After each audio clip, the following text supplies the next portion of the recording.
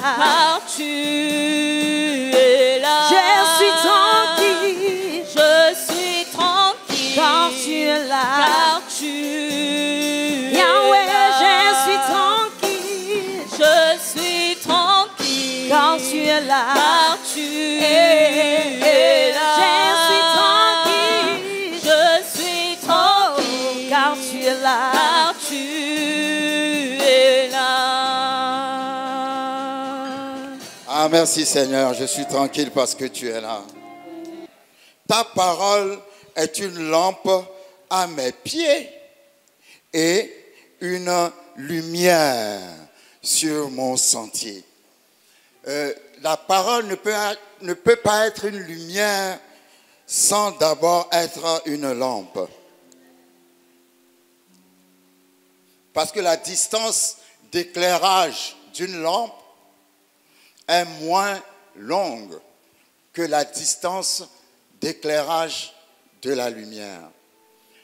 Pour que la parole soit la lumière qui éclaire tes chemins, il faut qu'elle soit d'abord une lampe à tes pieds.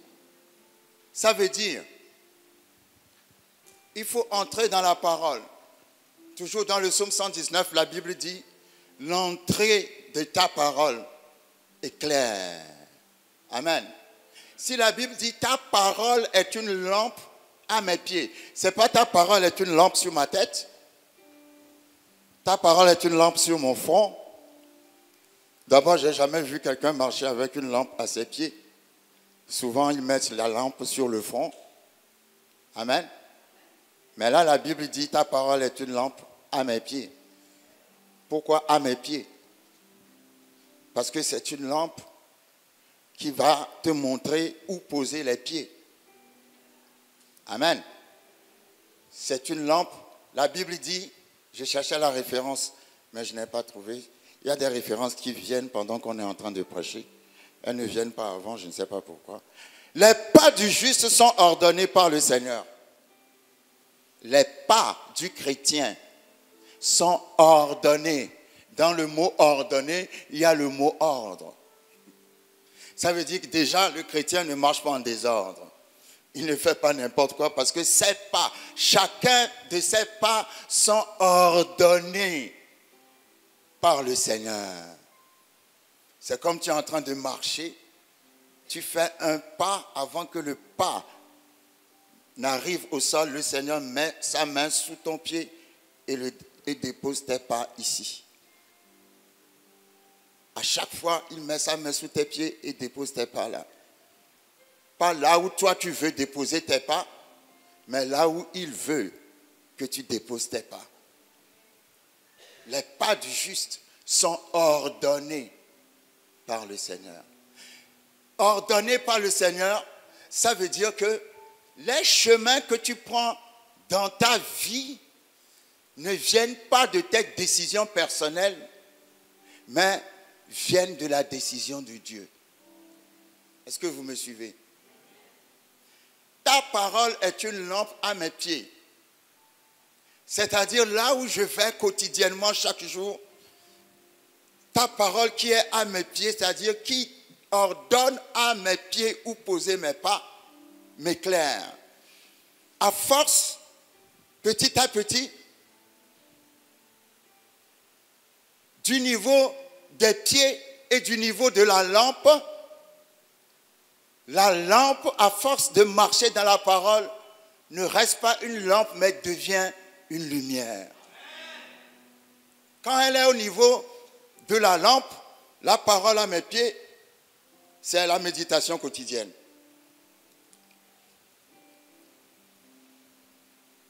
Ça ne sert à rien de méditer la parole si tu ne l'appliques pas.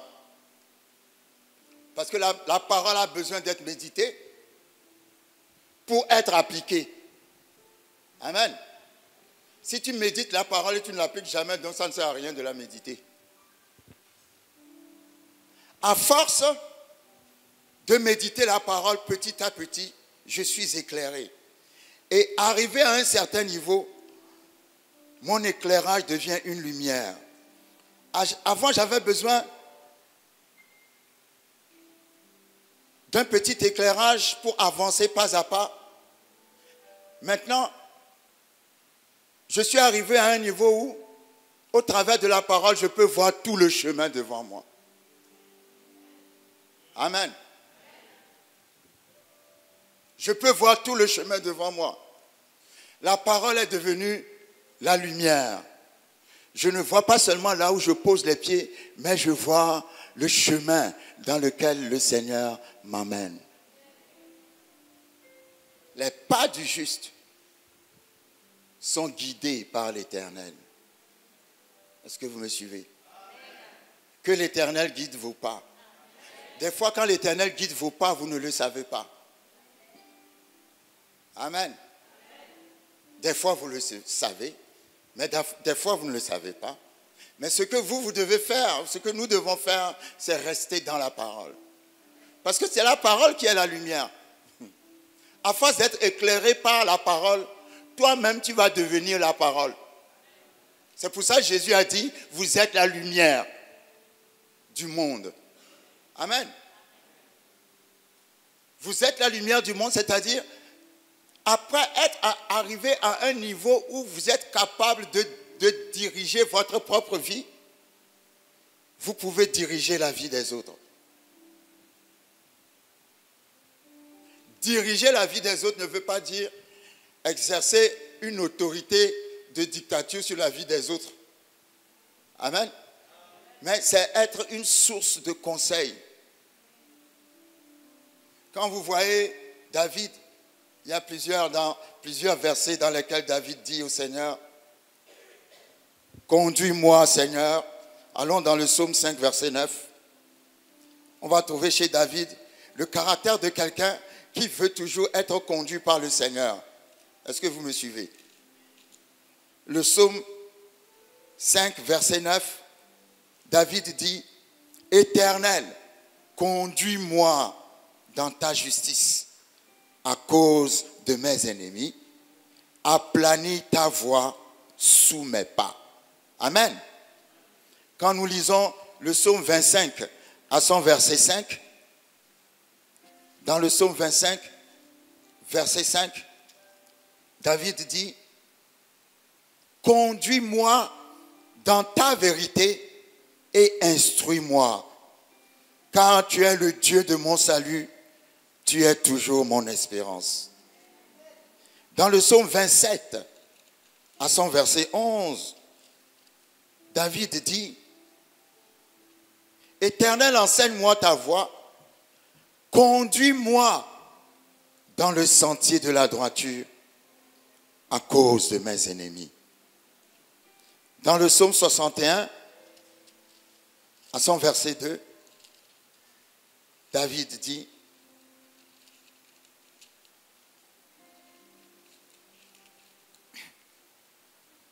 Ô Dieu, écoute mes cris, sois attentif à ma prière. » Verset 3. « Du bout de la terre, je crie à toi, le cœur abattu. Conduis-moi sur le rocher que je ne puis atteindre. Car tu es pour moi un refuge, une tour forte en face de l'ennemi. » Amen. « Conduis-moi sur le rocher que je ne puis atteindre. » Un leader,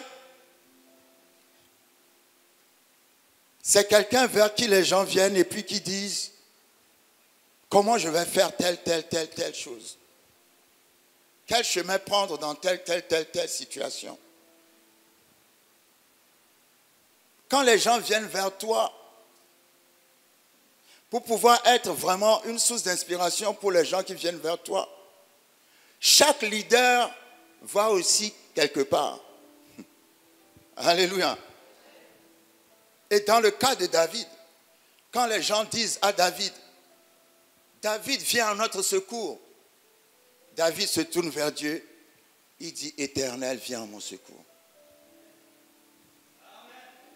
Quand les gens viennent vers David et disent, David, conduis-nous, David se tourne vers l'Éternel et il dit, conduis-moi, Seigneur. Parce que David ne veut pas conduire les gens comme il veut. pour pouvoir être une bénédiction pour les gens, il faut que toi-même tu sois conduit. Et le meilleur conducteur, c'est Dieu. Quand on dit qu'on est chrétien, ça veut dire qu'on est conduit. L'Éternel est mon... Il me... Voilà. Conduire, là, c'est très important. Nous sommes conduits par le Saint-Esprit. Nous ne sommes pas conduits par la chair, nous sommes conduits par l'Esprit. Amen. C'est l'Esprit. Ta parole est une lampe à mes pieds. Si elle n'est pas une lampe à tes pieds, tu vas tomber dans un ravin. Est-ce que vous me suivez? Si la parole n'est pas une lampe à tes pieds, tu vas tomber dans un ravin. Donc tu as besoin de cette parole pour être une lampe à tes pieds.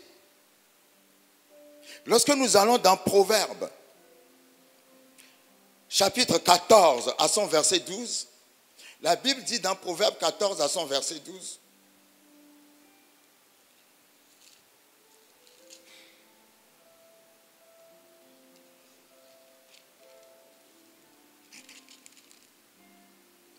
telle voie ou tel chemin paraît droit à un homme, mais à la fin de ce chemin-là, on se rend compte que c'est la voie de la mort.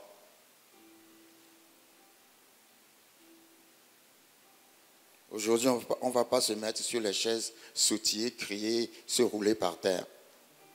C'est un enseignement pur, tranquille. On va aller tranquillement. Dis à ton voisin aujourd'hui, le pasteur a dit on va aller tranquillement. Il y a une voie, quand tu vois ce chemin-là, tu te dis, ah, ça c'est un bon chemin. Mais à la fin de ce chemin se trouve la mort. Le chemin en question, c'est la décision que tu prends. Amen. Quand nous lisons la vie de David,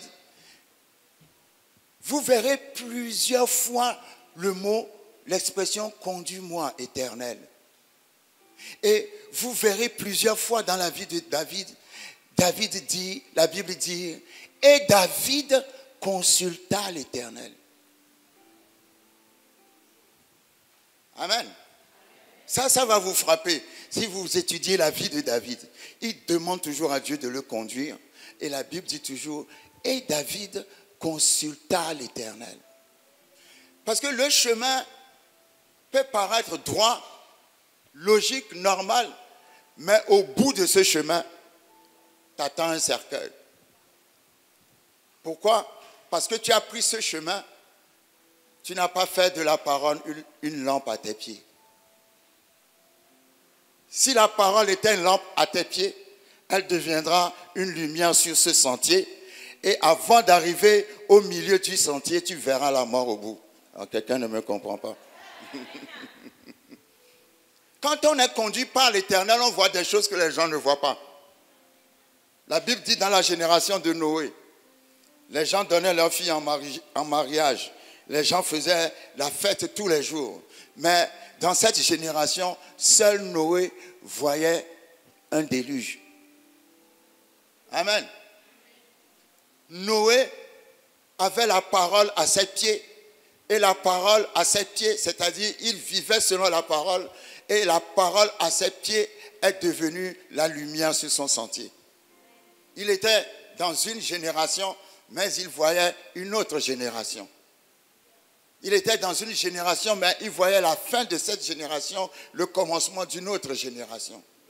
Mais les gens qui vivaient avec lui ne comprenaient rien du tout. Les visionnaires prennent des décisions que les gens ne comprennent pas. Les visionnaires prennent des décisions que les gens ne comprennent pas parce que les gens ne voient pas ce que les visionnaires voient. Dans le livre des Actes, Paul allait partir pour un voyage. Et avant d'entrer dans le bateau, il a dit, je vois que ce voyage ne se fera pas sans danger. Mais la Bible dit, les gens qui devaient conduire le navire et tout ça, ayant considéré comment la météo était calme et tranquille, ils n'ont même pas écouté ce que Paul a dit. Tout était tranquille. Mais dans cette tranquillité, Paul a vu que le voyage va être dangereux. Et dès qu'ils se sont embarqués sur la mer, les tempêtes sont venues pour combattre le navire. Amen. Personne ne l'a vu, mais Paul l'a vu. Pourquoi? Parce que la parole était une lampe à ses pieds. Et parce que c'était une lampe à ses pieds, c'est devenu une lumière sur son sentier. Et avant de s'engager dans le sentier, il a vu au bout du chantier ce que... Oh, come on. Le Seigneur te montrera avant. Quand on marche avec Dieu, on n'est pas surpris. Moi, je dis toujours, le diable ne peut pas surprendre Dieu. Alléluia. C'est Dieu, c'est toi qui dois surprendre le diable. Ce n'est pas lui qui doit te surprendre. Et quand tu marches dans la parole, Dieu te montre des choses. Dieu te dit des choses. Même 5 ans, 10 ans, 20 ans, il y a certains rêves que vous avez faits qui s'accomplissent. Dieu vous les a montés depuis fort longtemps. Car l'Éternel Dieu ne fait jamais rien sans l'avoir d'abord montré à ses serviteurs, les prophètes. Tu vas dire que tu n'es pas prophète. Tu es prophète parce que l'esprit de prophétie qui est le Saint-Esprit habite en toi. Tu n'es pas prophète en tant que ministère. Tu n'as pas le ministère de prophète comme les prophètes. Mais parce que l'Esprit de Dieu habite en toi, il y a la prophétie en toi. La prophétie montre en avance ce qui va se passer après. Il y a un autre mot qu'on peut utiliser, c'est le mot discernement. Amen. Vous savez, le mot discernement, l'expression, le mot dit, D-I en latin signifie deux. Discernement, cernement, c'est cerner la chose. Discerner, c'est cerner quelque chose 2 fois. Tu analyses la chose la première fois, tu l'analyses encore une deuxième fois et ça te permet de comprendre ce qui est caché dans la chose. Le Saint-Esprit nous donne le discernement. Amen. Te permet de vivre en avance, dans la lumière, pas dans les ténèbres. Amen. Dans la lumière. C'est parce que Jésus savait que le Saint-Esprit habiterait en nous. C'est pour ça qu'il a dit, ne savez-vous pas que vous êtes la lumière du monde? Amen. Combien de serviteurs de Dieu les rois n'ont-ils pas consulté dans la Bible? Quand vous lisez la Bible, après le roi, c'est le prophète. Le roi a toujours besoin du prophète. Parce que le prophète a la lumière pour aider le roi à prendre la direction qu'il faut. Est-ce que vous me suivez? Daniel a donné des conseils au roi pendant plusieurs années. Il y a eu 4 rois qui se sont succédés sur le trône. Les 4 rois ont eu besoin des conseils de Daniel. La Bible dit qu'il avait un esprit excellent, c'est-à-dire le Saint-Esprit. Il était tellement rempli de la lumière de Dieu que 4 rois ont régné et les 4 rois ont eu besoin des conseils de Daniel. Dis à ton voisin, Daniel est trop fort. Si vous êtes rempli de la lumière, que la parole est une lampe à vos pieds, une lumière sur vos sentiers, partout où vous passerez, on vous appellera pour vous demander des conseils. Il y a des gens, des hommes de Dieu qui sont là pour donner des conseils au chef d'État. Joseph a conseillé le pharaon parce que le pharaon a eu un songe et la signification du songe est que la famine va venir sur l'Égypte et va détruire l'Égypte. Et Joseph a discerné le songe au roi et il a dit au roi, il faut faire ça pour que l'Égypte ne soit pas victime de cette famine qui vient. Et le roi était tellement émerveillé par la lumière de Dieu qui était dans Joseph, qu'il a dit à Joseph, je ne vois personne d'autre à part toi pour être mon premier ministre et pour diriger le pays. Ta parole est une lampe à mes pieds et une lumière sur mon sentier. Tu n'as peut-être pas fait toutes les universités qui existent sur la terre, mais si tu as fait l'université de la parole de Dieu, les rois de la terre viendront vers toi pour te demander la direction. Parce que ta manière de voir sera toujours différente, parce que toi tu verras toujours au travers de la lumière de Dieu. C'est pour ça que c'est important d'étudier la parole. Et je dis toujours aux gens, les gens n'aiment jamais aller aux études bibliques qu'il y a dans les églises locales en semaine. Ils aiment toujours porter les beaux costumes et les belles robes pour venir à l'église le dimanche. Alléluia. C'est pas mauvais de porter les beaux costumes et les belles robes, mais en semaine aussi c'est important. Tu viens avec ton jean, tu t'assois et tu étudies la parole. Parce que si tu n'étudies pas la parole, tu es seulement un chrétien de dimanche. Ça va être difficile pour toi de rayonner avec la lumière qui est en toi. Mais si tu étudies la parole va te remplir. Cette parole sera une lampe à tes pieds et une lumière sur ton sentier. Aucun défi ne va te résister. Alléluia. Dès que le buisson, c'est-à-dire la confusion va se lever, la lumière de Dieu va éclairer ta confusion. Est-ce que vous me comprenez? La lumière de Dieu va éclairer ta confusion. Pourquoi? Parce que sa parole est une lampe à tes pieds. Ça veut dire, Dieu veut que tu marches dans ses voies, pas dans tes voies. Et lorsque nous allons dans Exode chapitre 12, dans Exode chapitre 12, nous allons voir que Dieu va libérer son peuple de plus de 400 ans d'esclavage. Le peuple d'Israël va sortir de la terre d'Égypte et va marcher pour aller vers la terre promise qui est appelée le Canaan et qui est Israël aujourd'hui. Donc lorsque nous lisons Exode chapitre 13 à son verset 21, dans le chapitre 13, ils sont sortis de la terre d'Égypte. Amen. Et la Bible dit au verset 21, l'Éternel allait devant eux le jour dans une colonne de nuée pour les guider dans leur chemin et la nuit dans une colonne de feu pour les éclairer afin qu'ils marchassent jour et nuit. Amen. La Bible dit, l'Éternel alla devant eux. Dis, l'Éternel est devant moi. Pourquoi l'Éternel était devant eux? Pour être une lampe à leurs pieds et une lumière sur leur chantier.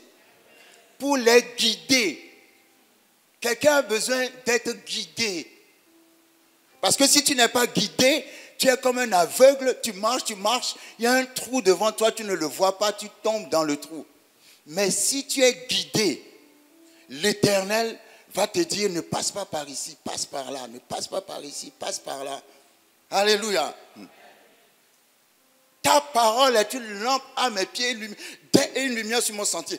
Dès qu'ils sont sortis de l'Égypte, l'Éternel les attendait à la sortie de l'Égypte. Qui montre que le peuple de Dieu, c'est un peuple qui marche derrière l'Éternel, pas devant l'Éternel. Tu n'as pas compris. Le peuple de Dieu marche derrière l'Éternel, pas devant l'Éternel. Des fois, on marche devant l'Éternel. On fait des choses, on croit que bon, voilà, c'est logique, c'est normal, on doit marcher. Vous voyez, la Bible dit, le jour, l'Éternel les conduisait comme une nuée. Et la nuée devenait un pilier de feu. Pour numéro 1, les éclairer, et numéro 2, les chauffer, les réchauffer. Est-ce que vous me suivez? Donc, la Bible dit, quand vous voyez comment le peuple marchait dans le désert, il suivait la nuée. La nuée les conduisait. Et la Bible dit que quand la nuée s'arrêtait quelque part, tout le peuple s'arrêtait au même endroit. Et si la nuée reste au même endroit pendant 2 semaines, personne ne bouge. Jusqu'au jour où la nuée commence à bouger encore, alors tout le peuple suivait la nuée. Ah, ça c'est formidable. Et la nuée était une nuée de jour et devenait un pilier de feu la nuit. C'est-à-dire que ce soit le jour ou que ce soit la nuit, ils étaient conduits par l'Éternel. Donc il n'y a aucun moment dans leur vie où ils peuvent dire « l'Éternel n'est pas avec nous ». L'Éternel était avec eux de jour au travers de la nuée et la nuit au travers du pilier de feu. Aujourd'hui, il fait mieux. La nuée et le pilier de feu, c'est le Saint-Esprit qui habite en toi. La seule différence est que eux, ils n'avaient pas besoin de foi parce qu'ils voyaient ces choses d'une façon visible. Mais toi, tu as besoin de la foi pour discerner la voix de l'Esprit. Ce que l'Esprit te dit de faire. Au milieu de plusieurs voix. La voix des faux conseillers, la voix du diable, la voix de tes propres désirs, la voix de la chair et la voix de l'Esprit. Mais Jésus a dit, mes brebis connaissent ma voix. C'est qui les brebis? C'est ceux dont la parole est une lampe à leurs pieds.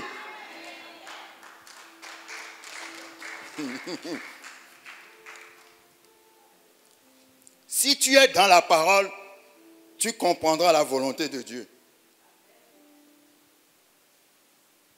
C'est comme on dit, si on prend le billet, le vrai, le bon billet de, disons, $1, si tu connais très bien le bon billet de $1, quels que soient les faux billets qu'on va t'amener, tu sauras que c'est un faux billet. Pourquoi? Parce que tu connais très bien le vrai et le bon billet. Maintenant, il y a des gens qui passent leur temps à étudier tous les faux billets. Mais tu n'as pas besoin d'étudier tous les faux billets. Tu as juste besoin de connaître le vrai billet. Si tu connais le vrai billet, chaque faux billet qui va se te présenter, tu sauras que c'est faux. Si tu es dans la parole et que tu connais la parole et la voix de Dieu, toute voix qui viendra te parler, tu sauras que ça, c'est pas Dieu. Ça, c'est Dieu. Alléluia. C'est comme je dis, si tu es un homme et puis on enferme, je ne sais pas moi, 300 femmes dans une salle, on les fait parler, chanter, et qu'on te demande de reconnaître la voix de ta femme, ne me dis quand même pas que quand ta femme va parler, tu ne vas pas reconnaître sa voix. Surtout ne me dites pas. Pourquoi tu reconnais la voix de ta femme? Parce que vous vivez tous les jours. Vous êtes dans l'intimité tous les jours. Donc sur 1 million de femmes qui vont venir parler dans tes oreilles, toi tu connaîtras la voix de ta femme.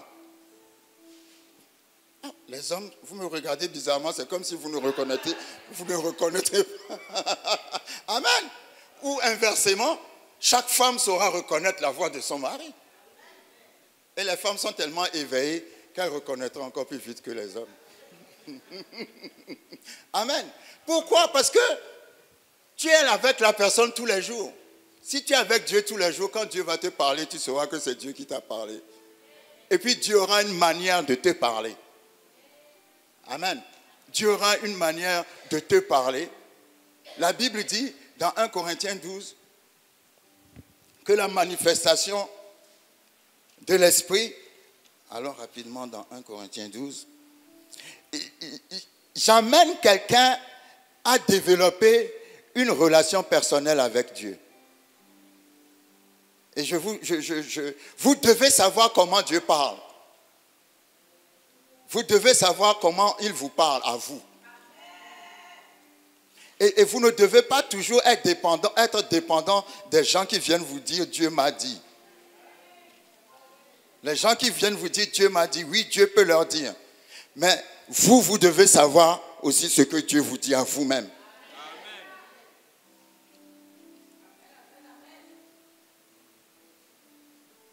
1 Corinthiens 12,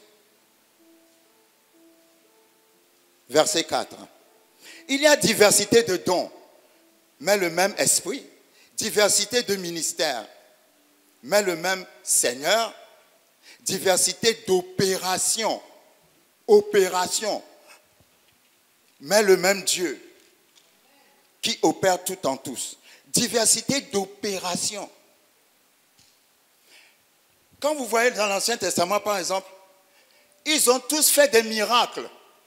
Parce que c'est le même esprit, le même Seigneur. Mais pas de la même manière. C'est ça l'opération.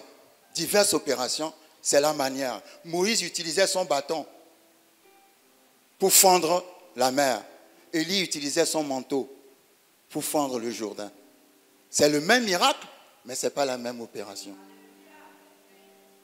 Toi, tu dois avoir une façon de reconnaître Dieu me dit.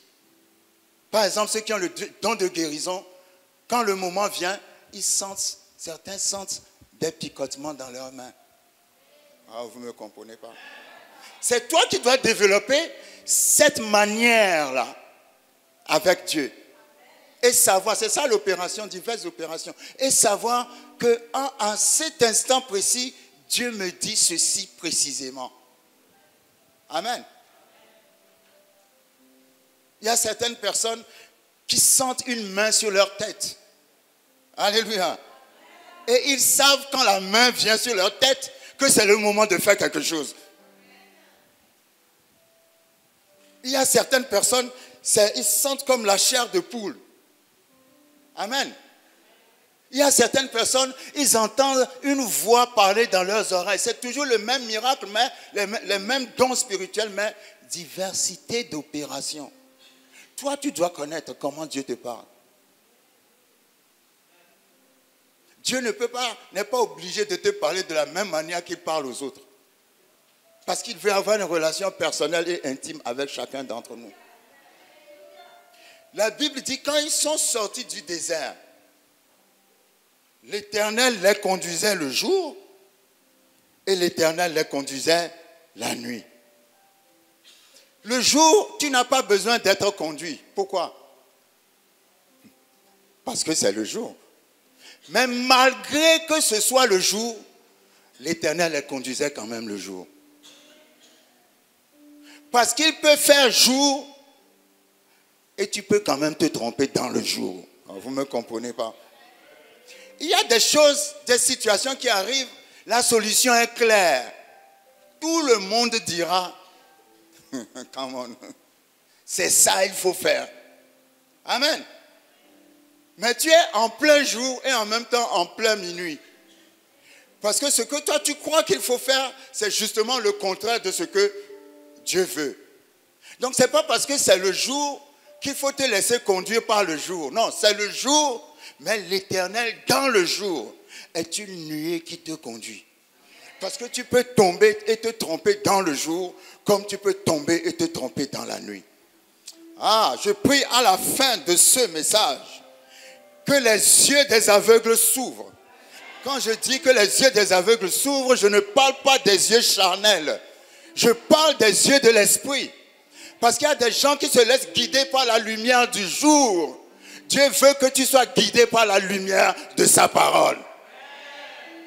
Vous savez, à Jéricho, quand Jésus traversait Jéricho, la foule suivait Jésus, la foule criait Jésus et la foule voyait.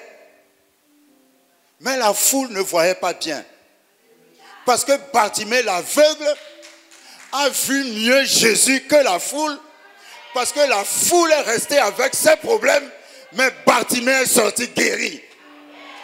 Donc il y a des aveugles qui voient mieux que les voyants.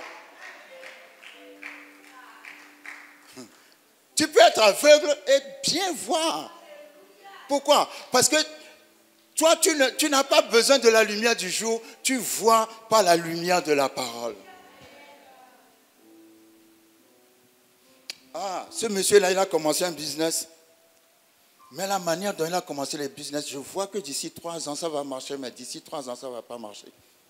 Ça va s'arrêter. Comment tu le sais? Ta parole est une lampe à mes pieds. La parole te donne une vision. La parole te montre les choses qui sont cachées. même dans le jour. Je vais vous donner un exemple. Allons rapidement dans 1 Samuel 24. 1 Samuel 24, versets 1 à 8. 1 Samuel 24, ça parle de la guerre entre David et Saül. Saül a toujours rêvé de tuer David. Et Dieu a toujours délivré David d'entre les mains de Saül. Il y a une femme de Dieu aux États-Unis, Marilyn Hickey, qui a écrit dans un livre que Saül a tenté de tuer David 21 fois sur 9 années.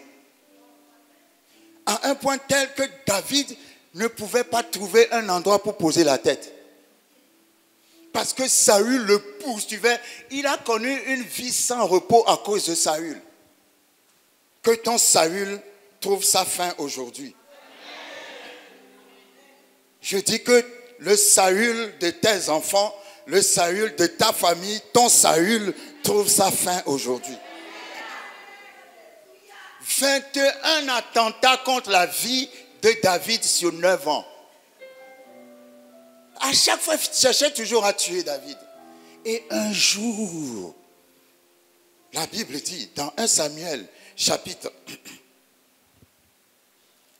24, la Bible dit,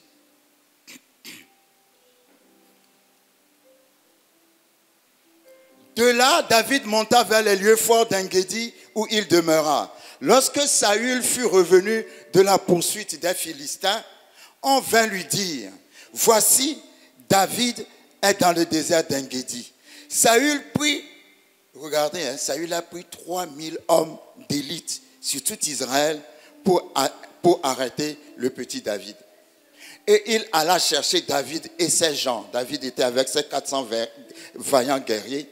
Saül était avec 3000 personnes. Et ils ont cherché David jusque sur les rochers des boucs sauvages.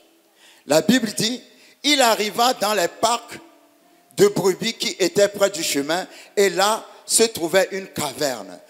Alors Saül entra dans la caverne pour se couvrir les pieds. Se couvrir les pieds veut dire se soulager. Amen. C'est une image, on ne va pas rentrer dans les détails. Je crois que la lumière de Dieu vous donne les détails. David et ses gens étaient au fond de la caverne. Et Saül est venu dans la même caverne pour se soulager. La personne qui a fait 21 attentats sur ta vie, contre ta vie depuis 9 ans, qui te fatigue, tu ne veux pas dormir dans la paix, est venue se soulager dans la caverne où toi tu étais avec tes soldats. Il n'est pas rentré dans la caverne avec ses 3000 soldats, il est rentré seul dans la caverne. Ah, dis à ton voisin, ah, toi aussi.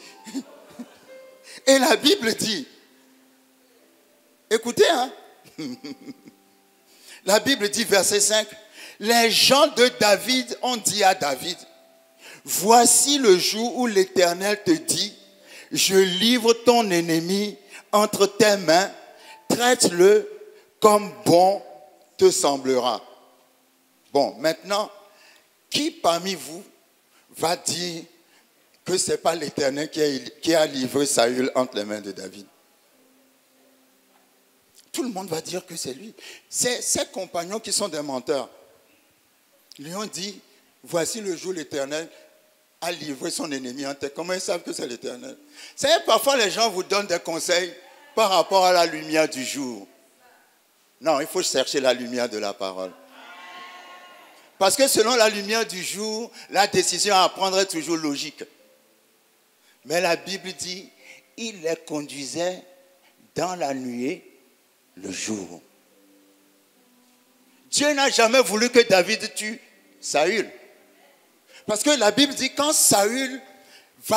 David va toucher le manteau de Saül, il va couper seulement un petit morceau, son cœur va s'agiter. Et quand son cœur s'est agité, David a dit, je ne porterai pas la main sur loin de l'Éternel. Mais ses compagnons viennent de lui dire que c'est Dieu qui a livré son ennemi entre ses mains. Mais où il a trouvé la vérité? Dans son cœur. Je ne dis pas que tous les gens qui vous entourent vont vous donner de mauvais conseils. Non, on a besoin de conseils. Mais parfois, Dieu te parle aussi dans le cœur. La situation peut être parfaite, tout est parfait, mais quelque part tu vas dire, je ne sais pas, mais je ne le sens pas. Tout est parfait, tout est là, mais je n'ai pas la paix. Tu n'as pas la paix parce que Dieu te dit non.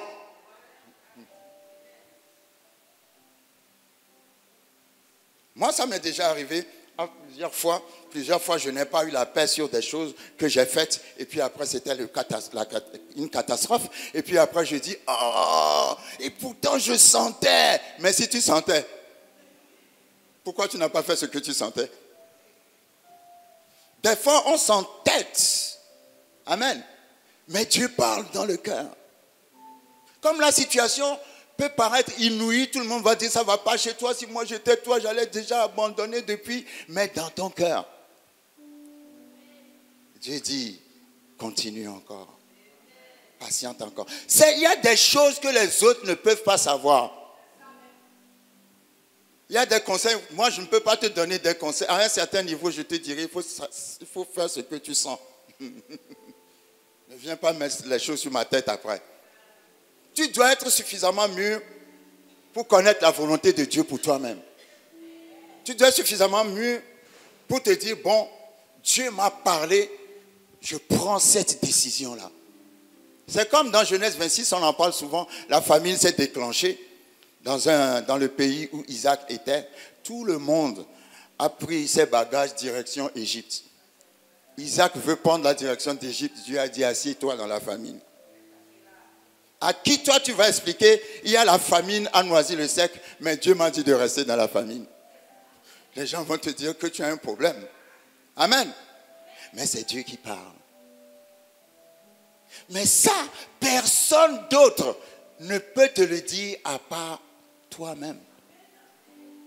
C'est toi qui dois savoir quelle orientation Dieu te donne. Isaac est resté dans la famine et Dieu l'a prospéré dans la famine. Il est devenu tellement prospère que le roi du pays était devenu jaloux de lui.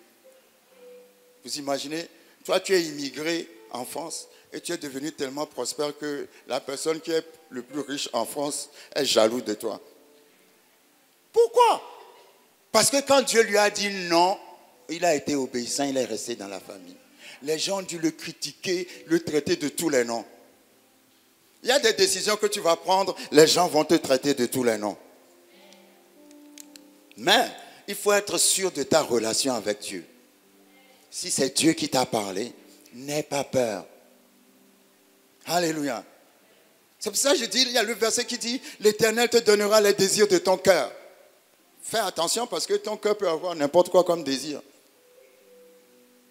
Amen. Mais si ton cœur est tout le temps dans la parole, n'hésite pas de prendre des décisions parce que les décisions que tu prendras seront les décisions de Dieu. Parce que ton cœur est tout le temps dans la parole. Tu ne peux pas prendre une décision qui s'oppose à l'Esprit de Dieu. Parce que si la parole est une lampe à tes pieds, alors elle doit être une lumière sur ton sentier. Amen. Et puis c'est important aussi de savoir quelle parole tu reçois. Aujourd'hui, avec l'évolution des temps, nous sommes plusieurs prédicateurs. Mais il faut savoir quelle source choisir. Parce que toutes les sources ne sont pas forcément de Dieu.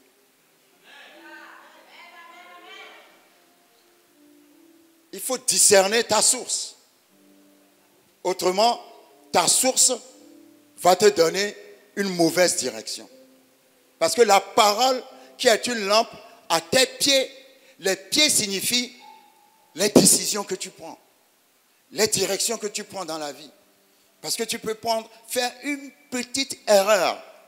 Et la petite erreur va coûter tous les succès que tu as eus jusqu'à maintenant. Amen. Et puis quand la Bible dit, il conduisait le peuple par la nuée, le jour. La nuée, le jour, c'est la parole de Dieu qui est claire. Vous savez, il y a des choses pour lesquelles on ne prie pas. Tu ne peux pas prier pour dire, Seigneur, s'il te plaît, est-ce que je peux voler ou je ne peux pas voler? Pourquoi? Parce que la parole de Dieu est suffisamment claire. La parole de Dieu a dit, tu ne voleras pas, point. Donc pourquoi tu pries encore pour savoir s'il faut voler ou pas? Vous comprenez ce que je veux dire? Il y a la parole de Dieu qui est claire comme le jour. Tu n'as pas besoin de... Parce qu'il est écrit que tu ne feras pas ça. Parce que Dieu n'aime pas ça. Dieu n'aime pas les faux témoins. Dieu n'aime pas ceci. Donc tu ne peux pas être dans la tentation de ce que Dieu a interdit et puis aller demander à Dieu maintenant, est-ce que je peux pas, puisque c'est clairement écrit. Là, c'est le jour. La parole de Dieu, c'est la nuée qui te conduit dans le jour, c'est clair. Mais il y a la nuit qui arrive. Et c'est là où elle devient un pilier de feu. Tu es un beau jeune homme qui veut se marier, une belle femme qui veut se marier. Il y a de beaux jeunes hommes là, tu ne sais, qui viennent te faire leur proposition. Et tu ne sais pas lequel choisir parmi ces beaux jeunes hommes. Tu ne sais pas si c'est Kojo ou Kofi. Il n'est écrit nulle part dans la Bible, tu choisiras Kofi. Amen. Mais dans cette situation, tu as besoin d'être éclairé. Là, tu es dans la nuit, tu n'es plus dans le jour. Dans le jour, les commandements sont clairs. Tu ne voleras pas, tu ne tueras pas. Tu n'as même pas besoin de prier pour chercher à savoir la volonté de Dieu pour ça. Mais il y a d'autres situations où la Bible ne va pas te dire clairement c'est Kojo qui sera ton mari. C'est Afiavi qui sera ta femme. Non. Amen. Là, tu es dans la nuit. Et quand tu es dans la nuit, tu as besoin maintenant du pilier de feu. Alléluia. Vous savez, il y a un niveau où on ne peut plus expliquer. Je ne sais pas comment je vais t'expliquer. Jésus a dit, on a posé une question à Jésus et Jésus a répondu, quand le Saint-Esprit viendra, il vous enseignera ces choses. Ce que Jésus a dit là, c'est trop fort. Parce que Jésus est la personne la plus intelligente qui existe, qui a pu exister sur cette terre. Mais arrivé à un certain niveau, même Jésus, en tant que personne la plus intelligente, ne peut pas expliquer certaines choses. Il y a deux niveaux pour l'explication, l'enseignement et la compréhension. Il y a le niveau où l'homme peut expliquer jusqu'à une certaine dimension.